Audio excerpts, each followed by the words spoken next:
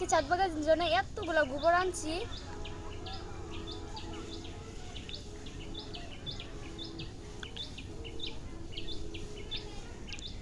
আর এখানে কিছু মাটিও আছে, মাটিও আনছি সকালে, আজকে তো ছুটির দিন তাই মাটিও আনছি কিছু। আর আমার ছাদ বাগানটা কিন্তু পুরোটাই থাকবে সবজি, কিছু ফল রোপণ করব, বাট সবজি থাকবে পুরোটা। তুই এই কাজ করতেছস, তোর জন্য তো সারপ্রাইজ আছে। কি সারপ্রাইজ? তাহলে চল। আপু তো আজকে দেখো কতগুলো বরবটি হইলো। বরবটি হয়েছে দেখি। ওয়াও মাশাআল্লাহ, কত সুন্দর বরবটি হয়েছে, দেখেন কত লম্বা। আর দেখেন অনেকগুলো বরবটি হইতেছে।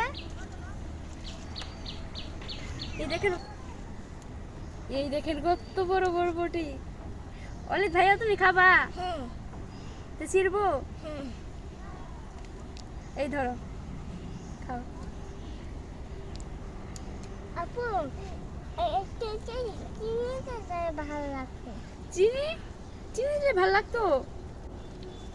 আমার ভাই নাকি চিনি দিয়ে বরবটি খাবে, এটা কোনো কথা হলো? বরবটির মধ্যে জানো কি উপকারী আছে? হ্যাঁ জানো? হ্যাঁ জানো তুমি? হ্যাঁ।